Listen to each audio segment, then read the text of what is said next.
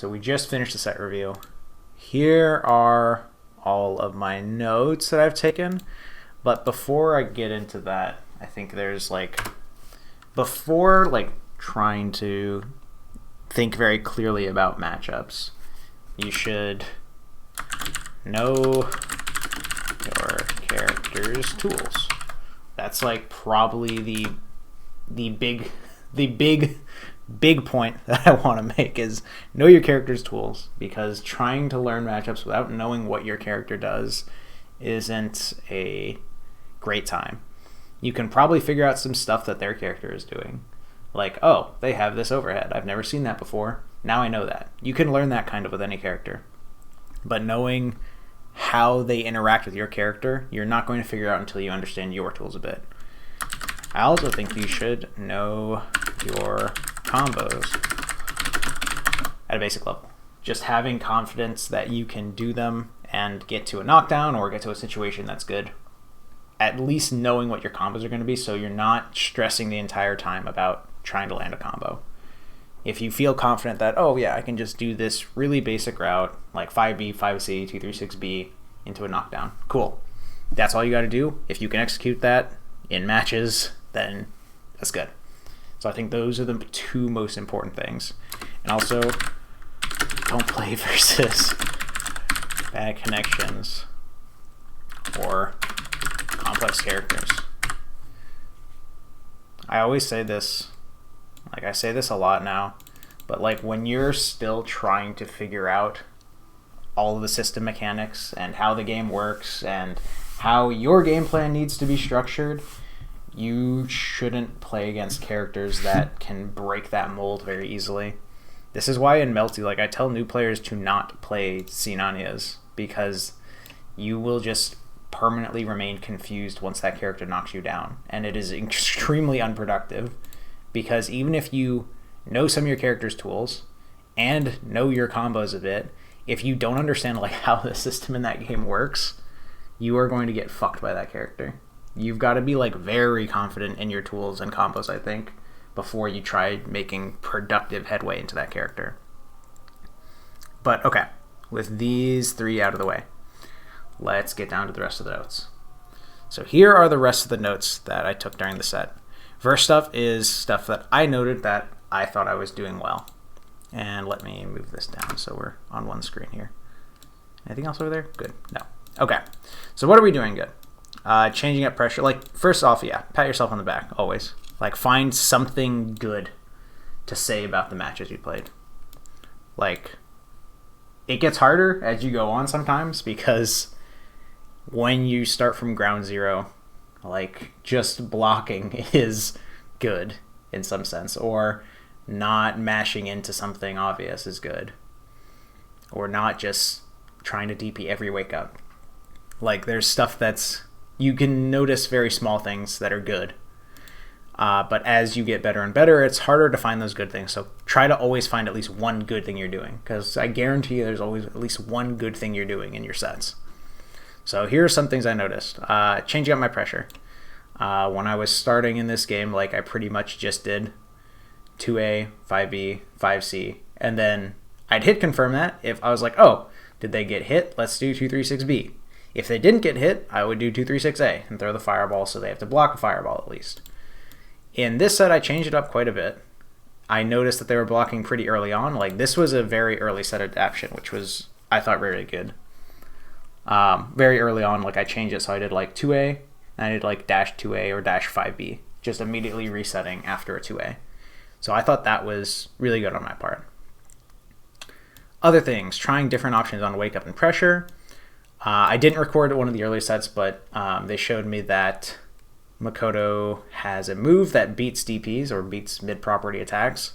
So I thought that was cool, because then I was more conscious about what I was doing on defense. And then I just listed a few, mashing on redashes or backdashing certain parts of pressure, and also just chicken blocking better. Other things, DPRC with conversions. This stuff is super important, because Izayoi gets a lot off of DPRC. Say you're not doing too hot on stocks in the game. If you get a DPRC and manage to convert that, that's 4 stocks. Or if you're in gamer mode, you can spend an extra stock and get a knockdown. So this stuff is very good stuff to start doing. Other things I thought I did good, adjusting to harder spacings. This is very hard with Izayoi. I think this is one of the hardest things about the character, is making the right adjustments to your spacings depending on starter and depending on where they got hit. Because she has... you've got to be very quick with what you're choosing to do. So if you notice they're far, you have to like be very ready to do the B teleport instead of the A teleport. And finally, anti-airing. I showed sometimes, like I tried, this was just new tool I was trying. So again, know your character's tools. I know Izayoi has the air mist finders where she just slices down at you towards the ground. And I've been thinking, oh, I could probably use these as a decent anti-air. And let me go down to one of them so you can see.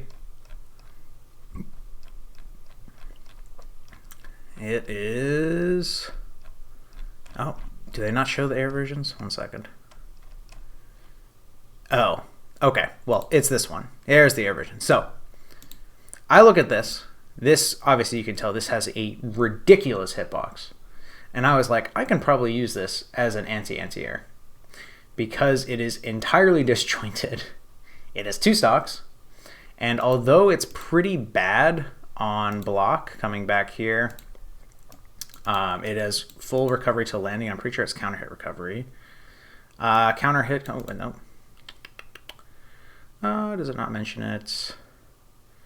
I think it has counter hit recovery until it's landing, but it's still a good call out. It's something good to show. Because like if they're trying to anti-air you and then you stall and then drop this on them, that's really good. It's good damage and it gets you more stocks. So that's a new tool I was trying out and I got to apply it properly. Okay, with those out of the way, let's get to the harder things. So down here is all the things that I was noticing at just a very basic level I was getting owned by. So let me condense some of these. I was trying to keep track of these, but doesn't really matter too much. You can keep track of them however you want. And I'm gonna split these right now into 2 categories. So passive fixing and active fixing. And what I mean by that is some of these things that I'm getting destroyed by are things that you can fix pretty easily with like just a passive switch in your mind. So I'm going to do this, putting this one in passive. And I'll explain each of these in a second, but you might get the idea as I'm pulling these over.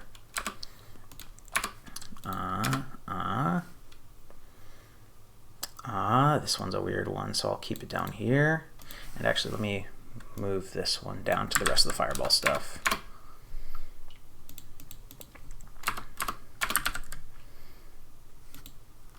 And when should I EX guard? Oh, this one's definitely inactive. Okay, here. So the only one I kind of want to move into the passive fixing is this, but even then, there's some active thought that needs to go into it. Okay, so here, what are we getting on by? So passive fixing. This is something that you can fix very easily, and it shouldn't take a lot of effort, and it's just something you should be doing. This is stuff like, so getting hit by grounded attacks while in the air. This is super easy to fix. You just have to FD while you're in the air or move out of the way. But FDing in the air is like the immediate, very easy answer to this. And I'm just not doing that because I am not familiar enough with the game to be like, oh, every time I jump, if I'm in a risky position, I should always be FDing. At my level, that is a good way to think of this. And then eventually people will probably show me counterplay like, oh, if you're going to jump an FD, I'm going to jump up and throw you or something like that. But at a very basic level, this is something you should always be doing that is instantly going to make your gameplay better. In Melty, like the most immediate thing I can think of is not ground reducing. Like, please, please, please do not reduce on the ground. That is one of those things that you shouldn't do just by principle, because it's very easy to get reset when you're doing that. And also it's just not worth it. So instantly you can just do this and it'll make your game better. The active fixing stuff, this is all the stuff that is harder and you need to put in a little bit of effort to fix. So this is where we can bring up the game, and also I've got all the wiki pages I needed open. Let me close that one and let me open the game and we can take a look.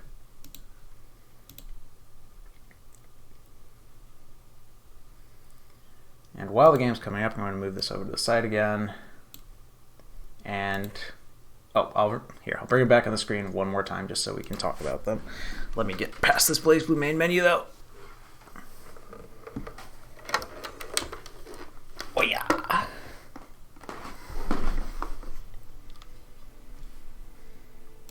Okay.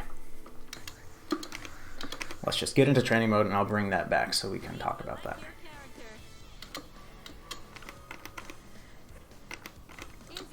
And let's find Makoto. There she is.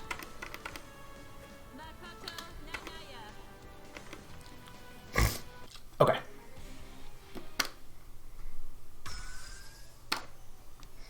Cool. Let me come back here. Oh, my computer did not like that. Damn. All right.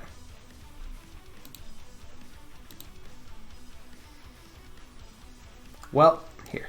Don't reduce on the ground. Don't reduce on the ground. Yeah, seriously. Okay. The rest of the list here. So the rest of the things I have on active fixing. Let me reduce the game volume a little bit. I love this song, but okay. A little bit lower. Perfect. The rest of the stuff I have in active fixing. A lot of it was block strings I wanted to see a little bit in the lab. The other things, falling button, getting anti-aired. How do I tech against Makoto? And then the other things are kind of general. When should I EX guard? What is a risky range for fireballs? When to use? And what do I do after Izayoi's fireball is blocked? The first one I'm immediately going to address is when should I EX guard? And I'm going to say don't EX guard until you know what to EX guard. The reason I'm saying that is because this is like a problem I notice I have in like both this game and Melty, is like getting too ambitious to EX guard stuff. Or when people say stuff like, Lamau, just EX guard. Like that is really good advice to getting people blown up by like delayed stagger. Because the important thing to know about EX guard is it's not the same as just blocking. When you EX guard, there is some time when you can get hit if they're leaving big enough staggers. In block stun, it's pretty easy to do, and that's why there are some things where people say just EX guard it, which make a lot of sense. Like when Nanya or Tono do their slashes, you should just block the first hit and then EX guard the rest, and it'll push them really far away. But otherwise, EX guarding gets you blown up. Playing too actively on defense is a risk if you're a beginner, because a lot of times you should just block and see what happens. That Allegari copy pasta is amazing. I actually love that one so much, where he's like, just sit there, block, and observe, and figure out what is hitting you. Amazing. Amazing. It's so true. So basically, don't EX guard until you know what you need to EX guard. The rest of the stuff here. Falling button, getting anti-aired. This one, I'd say just know what your opponent's anti-airs are. And then, is it risky to challenge it?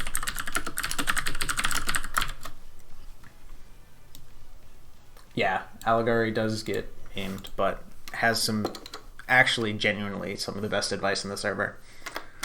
Okay, let me play with my display a little bit. We don't need all of this info.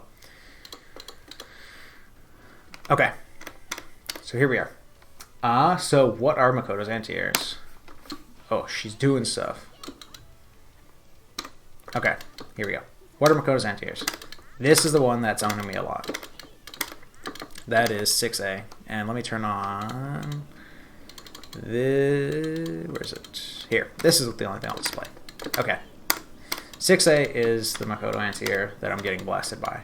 Pretty sure she can use her DP as an anti-air also. But this is an anti-air. Rising JA, just like Melty, rising jump buttons are good anti-airs.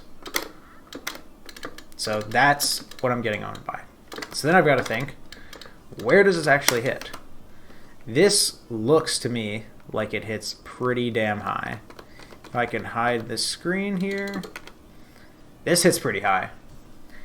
And we can probably confirm this also by looking at the hitbox on that move. So let's see 6A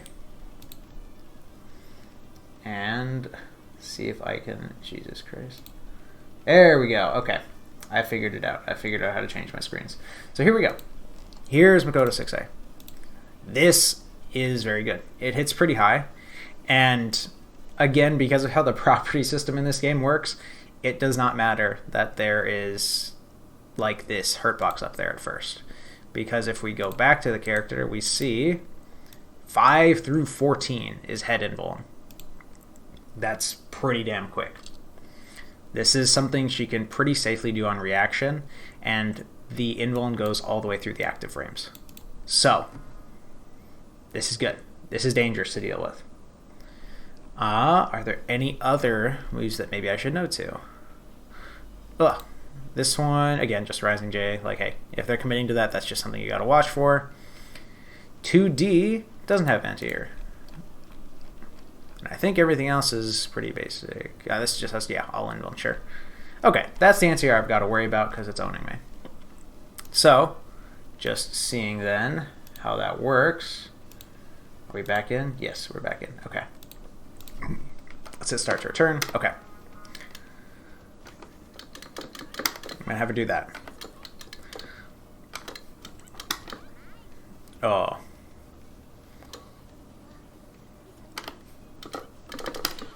There we go. So it owns me like that. That owns me too.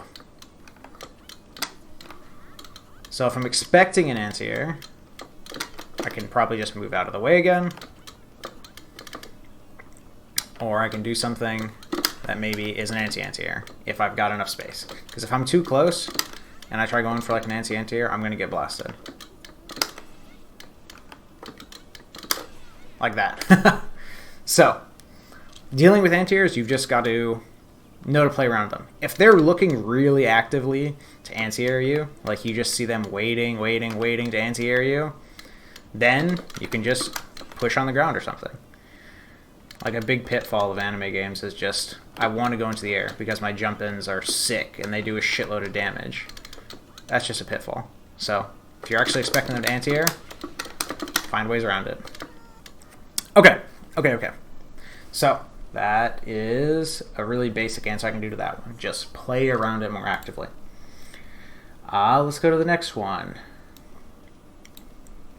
How to tech.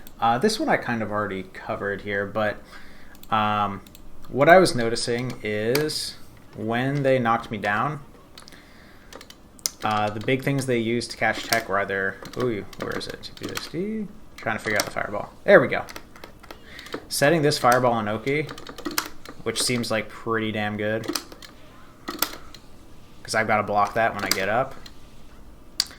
Or early on they did like this, 2B, and that caught like a no tech for a lot of damage. So dealing with those, it looked like the thing was fireball caught roll as well. So I think my goal should just be, if they're not using fireball, maybe try being more proactive with rolling or delay tech. If they start catching delay tech with this, then I could probably roll past it, but I could also just emergency tech and block. And then finally, if they're doing this, or if they're doing the fireball, then I kind of have to hold it after emergency tech. So, going next. How do I get out of... Oh, we have risky ranges for fireballs / when to use, and then what to do after Izayoi fireball is blocked. So, that first one is why I wanted to almost put that in passive fixing. That is something you'll figure out more the more you play. Like, what is a risky range for a fireball? In other games, like, you're like, oh, okay, this is a it may be easier to tell what's a risky range because you can't move around as wild as you can in a fucking anime game. However, in this game it can be a bit wacky sometimes, and also people have like moves that will go through fireballs. Let's check if we can find one for Nanya. Oh yeah, her name's also Nanya. Damn. She's not a scumfuck bastard though. So this has head and body invuln. This has all in all, it's counter assault. This also has all invuln. This has a guard point on the body.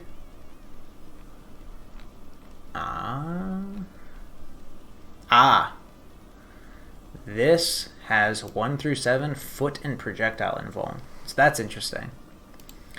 And then 8 through 17 all. Holy shit. That's pretty nuts. But it's pretty slow. Okay. See if there's anything else that matters here. But okay, that's like the gist of it. It's like sometimes it's hard to tell when a fireball will be risky. And that's something you get by playing more. So I'm going to move that one down. And then what to do after Izayoi fireball is blocked. This is one that you can figure out kind of quickly just by frame data. Like, can I do anything after this is blocked? So point blank, this is a -3. That's pretty fucking awesome. That is pretty damn good. And so when I just go like this, oh here, let's set her to block. That's got to be way more than -3. That's like really good probably. So this is something that you'll just have to figure out the ranges on. If I set her to here, oh, I changed it to me. I wanted to change the characters to both Izayoi, and we can see what the frame data looks like. Izayoi and... oh, wish I could just choose the character from here. Almost there. Okay, there we go. So, what range does this fireball become really good? Let's set training dummy. Let's set them to do 5B into fireball. Okay, here, let's do really close. 5B, 5C fireball. Like that, okay. Recording now. And then I need to jump afterwards. That's the last thing I forgot. Here we go. Okay. So now setting, there we go. Let's normal block. I'm a little bit plus here. Let's FD.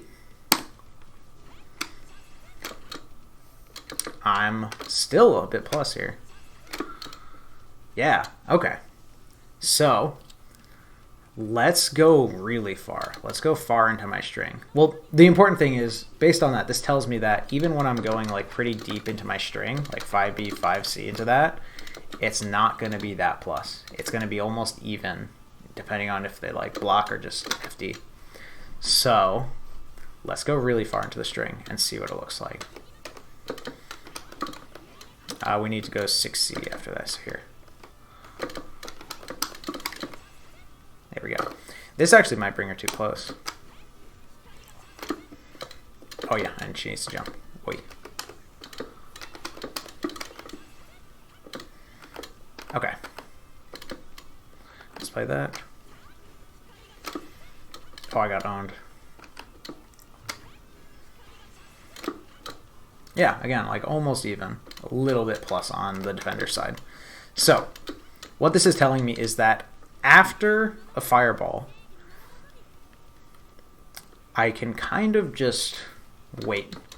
The important thing is, so let me do this again. Let's look at the range here.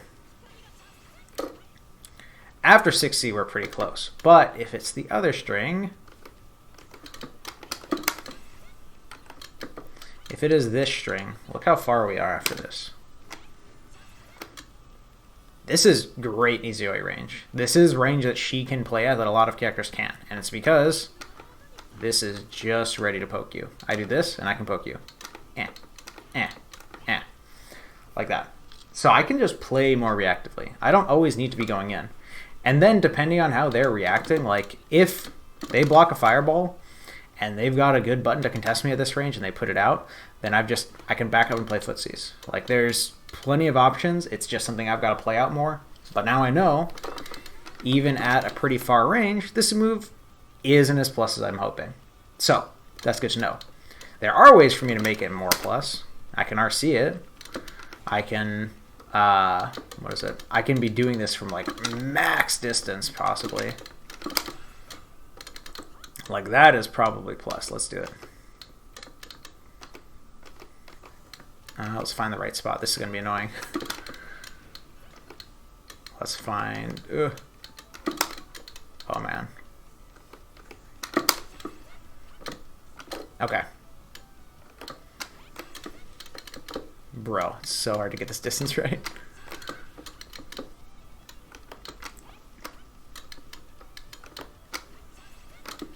There we go. So at that max range, it is plus for the attacker. So what this basically means is just be more conscious what you're doing after fireball. It's kind of like a RPS or scramble at that point, but it's still heavily in our favor because of the spacing you'll be at. If you do it point blank, though, you better be ready to block. You're -3. Like, I can try gambling with dumb shit like DP after that, but not that good. Okay. Last thing to check here. We're on time to finish this up in 1 hour. It's so good. Let's change opponent back to Makoto. Oh, they're pretty close to each other. Okay. And now I can look a little bit at the strings that were giving me trouble. So, let's look at a command list. Very important to just know what moves we're actually dealing with. Actually, command list isn't as helpful here as this. Oh, did it die? Here we go. Command lists are great, but this is an actual visual reference. So, what is the move that's owning me first on my list? The funny spin she does into the D gut punch level 3.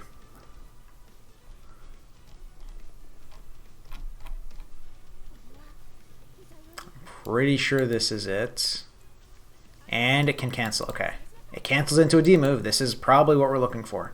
So after 214A, let's go back up. So 214A is this. Here's the clone move. Okay. So we're on the right track here.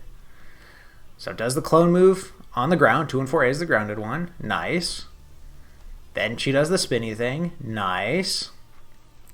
And then I'm pretty sure it's a cancel into lander blow. Let's find that. Lander blow. Yep, that's the gut punch we're looking for. Okay. And this is helpful too, because now we see how good the frame data is on this.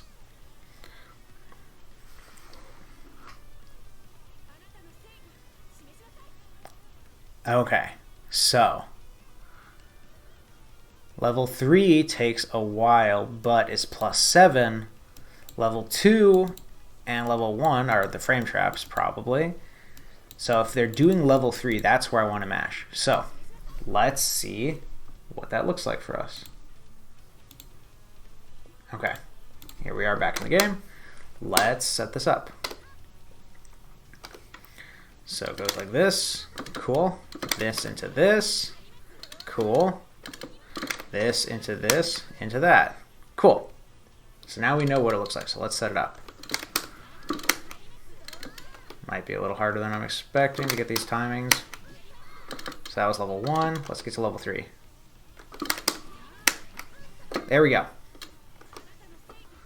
And let me actually record it. There we go. That's it. Perfect. So now we've recorded the situation that's given us trouble. And let's see. Okay, I can mash like that. I can mash again.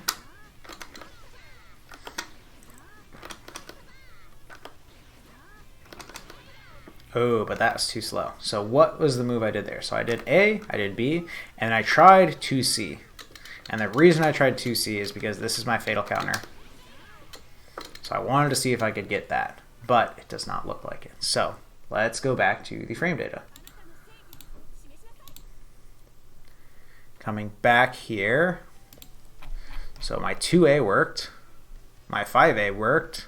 My 2B worked. These are up to 9 frames. My 2C did not because it is 12. So, okay. Now we're learning more about this. Let's go back here.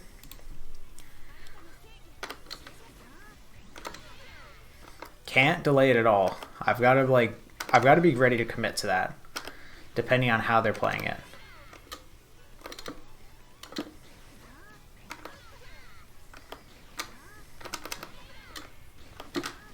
Oh, so here we go again.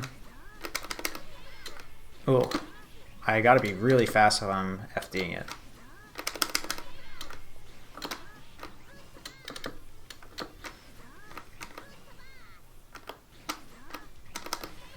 Oh, man. Okay. Yeah. So if I'm FDing it, I can still challenge it, but I've got to be very quick. I've got to be ready. If I'm normal blocking this, it's way easier, because FDing adds some block stun to the defender in exchange for pushing. So that's good to know. Now let's set it up for level 2, because I want to see that.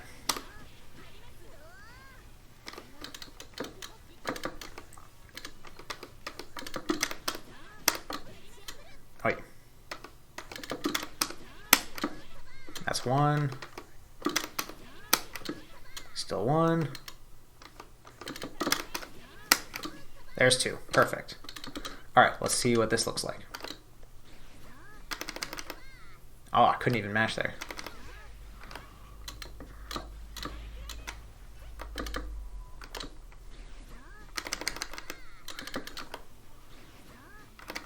Yeah, I can't match. Damn. There we go.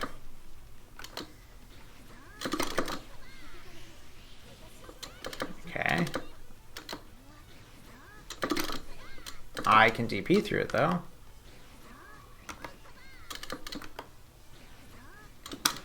Can't jump. Okay.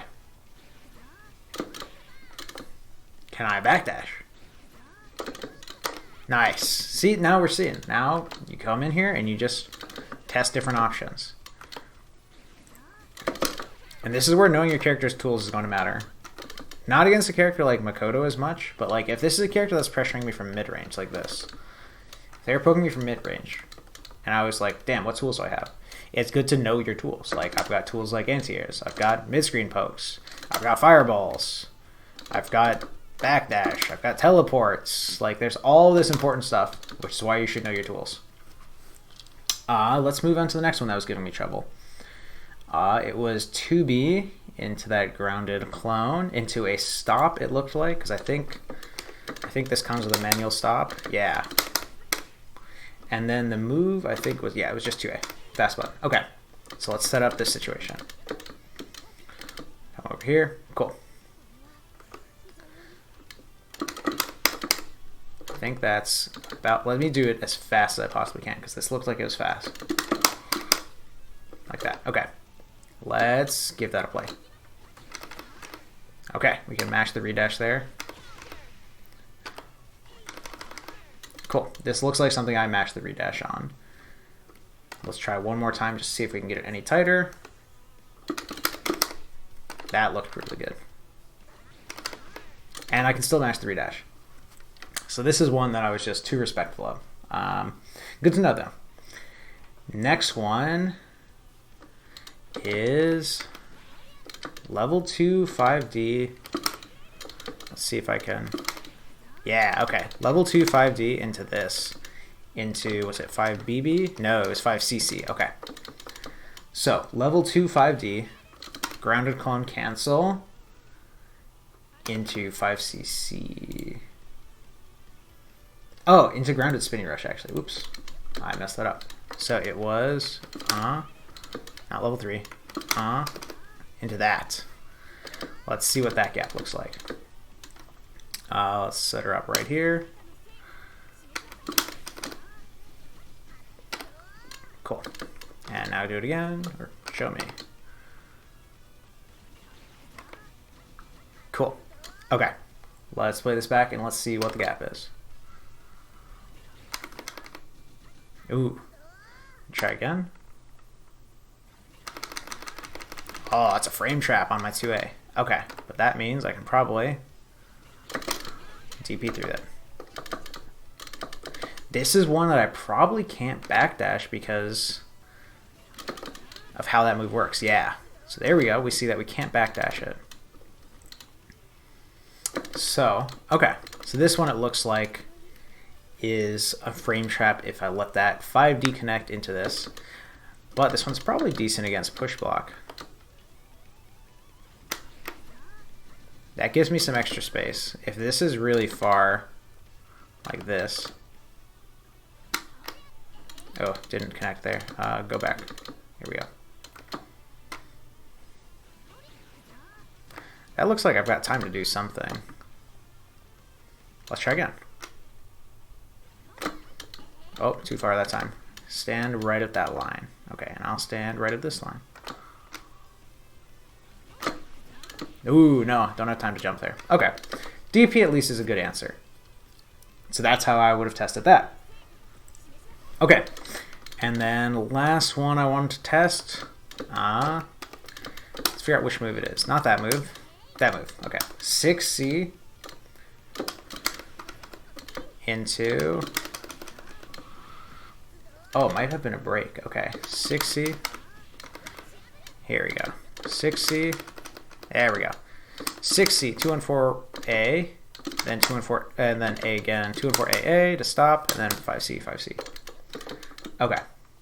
This is an easy one to set up.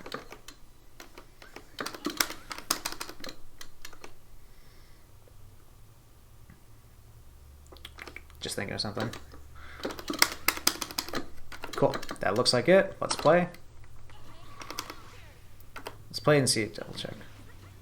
Yeah, that looks like what I saw.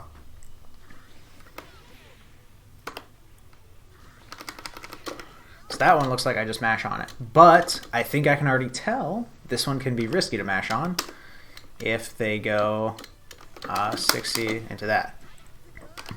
So let's try that. Yep, so then it becomes a frame trap. Okay, so this is just an RPS on what's going to happen.